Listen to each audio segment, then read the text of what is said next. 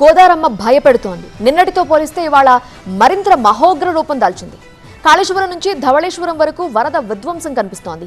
భద్రాచలం దగ్గర 3వ ప్రమాద హెచ్చరిక కంటిన్యూ అవుతోంది. ఇక ధవళేశ్వరం దగ్గర 2వ ప్రమాద హెచ్చరిక జారీ చేశారు. ఏపీ, తెలంగాణలో ఏ జిల్లాల్లో గోదావరి విధ్వంసం సృష్టిస్తోందో ఒకసారి చూద్దాం.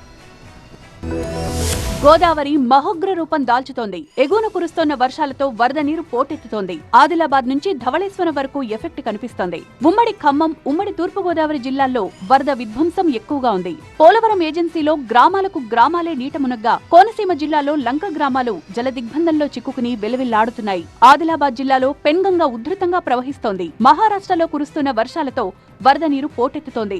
దాంతో ఉమ్మడి ఆదిలాబాద్ జిల్లాలో అనేక గ్రామాలు జలదిగ్బంధంలో చిక్కుకున్నాయి. రాకపోకలు సైతం నిలిచిపోయాయి. భద్రాచలం దగ్గర మహోగ్ర రూపం దాల్చింది గోదావరి. ప్రస్తుతం 3వ ప్రమాద హెచ్చరిక కంటిన్యూ అవుతోంది. భద్రాచలం దగ్గర నీటి మట్టం 56 అడుగులు దాటడంతో స్నానఘట్టాలు, కళ్యాణకట్ట, విద్యుత్ స్తంభాలు నీట మునిగాయి. భద్రాచలం చెర్ల ప్రధాన రహదారిపై పెద్ద ఎత్తున వరద నీరు ప్రవహిస్తోంది. దాంతో వెంకటాపురం, చెర్ల వైపు రాకపోకలు పూర్తిగా నిలిచిపోయాయి. తురుబాక దగ్గర ఓ లారీ వరద నీటిలో చిక్కుకుని ఆగిపోయింది. ఇక పినపాక నియోజకవర్గాన్ని ముంచెత్తింది గోదావరి ప్రవాహం. దాంతో బూర్గంపాడు, సారపాక, వేలేరు మధ్య రాకపోకలు బంద్ అయ్యాయి. అశ్వాపురం, రామచంద్రాపురం, మొండికుంట ప్రాంతాలు కూడా జలదిగ్బంధంలో చిక్కుకున్నాయి.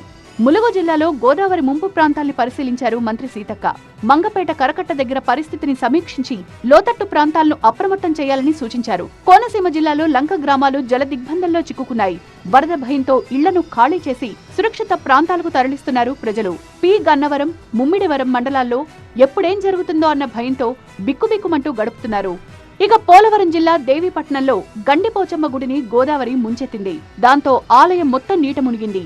రాజమండ్రిలో నాన్ స్టాప్ గా జోరు వాన దంచికొట్టింది. దాంతో రాజమండ్రిలో లోతట్టు ప్రాంతాలు, రోడ్లు నీట మునిగాయి.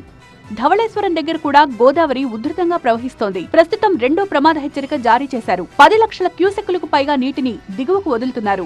గోదావరి పరివాహక ప్రాంతాల్లో కురుస్తోన్న వర్షాలతో వరద నీరు పోటెత్తుతోంది. తెలంగాణ, ఏపీలో భారీ వర్షాలు కురవకపోయినా ఎగువ నుంచి వస్తోన్న వరద నీటితో గోదావరి ఉగ్ర రూపం దాల్చుతోంది.